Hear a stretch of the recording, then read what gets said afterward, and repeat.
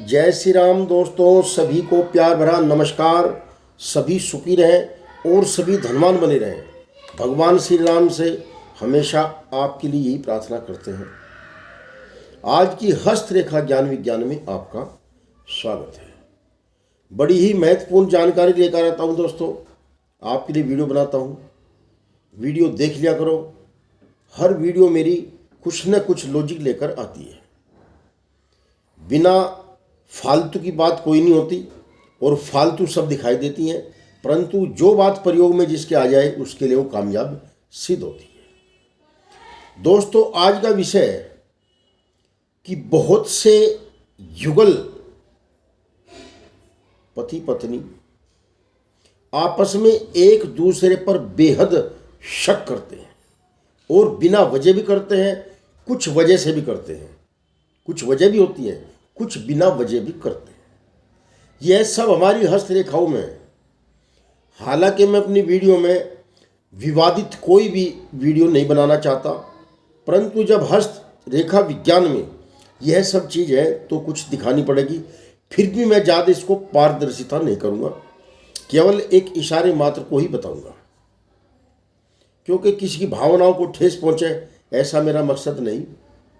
मैं तो केवल ज्ञान देने के लिए, जागृत करने के लिए, ज्ञान तो मेरे पास खुद भी नहीं है, मैं आपको क्या क्या ज्ञान दूँ माफ़ करना, परंतु जागृत करने के लिए आपको मैं वीडियो डालता हूँ, वीडियो बनाता हूँ। दोस्तों, हमारे हाथ में ऐसे क्या चिन्ह है जो हमें शक के आधार पर विवाद में फंसाते हैं। और यहाँ तक भी है दोस्तों, आपने देखा होगा भी, आजकल तो ये बहुत चल रहा है कि शक के आधार पर पति ने अपनी पति की हत्या कर दी, शक के आधार पर पत्नी ने अपने प्रेमी द्वारा पति की हत्या करवा दी। और अनेकों ऐसे किस्से सुने हैं कि प्रेमिका को कत्ल कर दिया, प्रेमिका का ये कर दिया, प्रेमी ने ये कर दिया। ये आए दिन के झगड़े कहीं ना कहीं सुनने को मिलते हैं। तो हाथों में ऐसी वो क्या कहानी है, हाथों में ऐसी वो क्या खराबी है, हाथों में क्या ऐसी विशेषता है जिस कारण ऐसा होता है। दोस्तों, सबसे पहले तो हाथ की रचना, मैंने पहले भी कई बार बताया, हाथ की रचनाओं का विशेष महत्व होता है। जो जातक कठोर प्रवृत्ति का होगा और ऐसे कठोर फैसले करेगा, प्रेम में धोखा देगा या गृहस्थी में धोखा देगा या समाज को धोखा देगा, तो अक्सर उसके हाथों में कठोरता होगी। हाथ उसके कठोर होंगे। इसके साथ साथ हाथ गद्देदार नहीं होगा, ज़्यादा मोटा नहीं होगा, और उंगलियों का जो भेद है यह भी अलग होगा। उंगलियों की साज सज्जा अलग होगी हाथों में। बॉडी लैंग्वेज का भी फर्क पड़ता है। बॉडी लैंग्वेज का भी बहुत बड़ा महत्व है। ये सब बात जो है विशेष हो जाती है। दोस्तों, सबसे बड़ी बात क्या आती है, हमारा जो है दोस्तों, हमारी जो हृदय रेखा है, हृदय रेखा जब हमारी शुरू में अपने उद्गम स्थान पर, यह उद्गम स्थान है, यहां पर कोई शाखा दीप में बन जाए, ये उद्गम स्थान पर कोई दो शाखाओं से दीप बन जाए और यहां से एक रेखा कोई बाहर निकल जाए, पहली निशानी।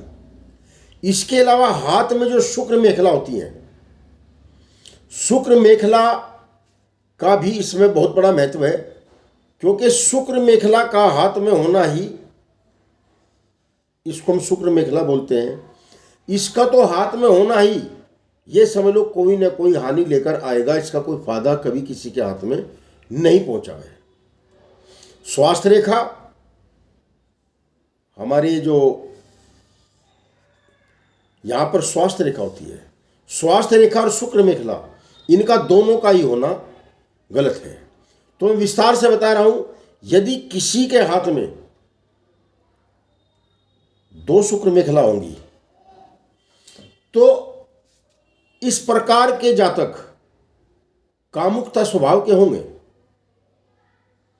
और वो कामुकता जरूरी नहीं कि कहीं विवाद का कारण बने, ऐसा भी नहीं है, क्योंकि अलग अलग हाथों में अलग अलग ही महत्व बन जाता है।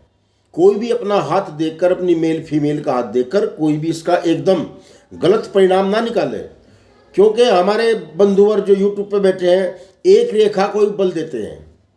किसी भी हानि और लाभ में एक रेखा का कोई भी विश्लेषण नहीं है, उसके लिए पूरा हाथ देखना पड़ता है। हमें इतना लंबा समय होगा हाथ देखते हुए, हम भी बड़ी सावधानी से देखते हैं, फिर भी कोई ना कोई चूक हो जाती है। तो इसलिए आप केवल पढ़कर सुनकर हस्तरेखा वैज्ञानिक न बने और विवाद का कारण न बनाए। मेरा मूड नहीं था ऐसी वीडियो बनाने का, परंतु दिमाग में चलो आगे मैं डाल दे रहा हूँ। एक से अधिक शुक्र मेखला हो तो इस प्रकार का पुरुष या नारी कामुकता स्वभाव का बन जाता है, और वह कामुकता कहाँ फिट बैठती है इसके लिए और भी लक्षण है। यदि पुरुष के हाथ में है तो पुरुष का ऐसा लक्षण होगा, और नारी के हाथ में है तो नारी का ऐसा लक्षण होगा। और इसमें हिंसा का क्या प्रूफ बनता है? जो आशिकी में, अपने प्यार मोहब्बत में कामुकता के वशीभूत होकर और हिंसा के रास्ते पर आ जाते हैं, वो क्यों आते हैं? जब यह हमारी अनामिका उंगली है, यहाँ पर हमारी सूर्य रेखा होती है, और ये हमारा बुध का क्षेत्र है। जब कोई शुक्र मेखला, शुक्र वल्य लंबी और गहरी स्थिति में आकर सीधी भाग्य रेखा, ये हमारी भाग्य रेखा आती है, भाग्य रेखा को काटकर और सूर्य रेखा को काटकर सीधी बुध पर्वत पर आ जाए, और मस्तिष्क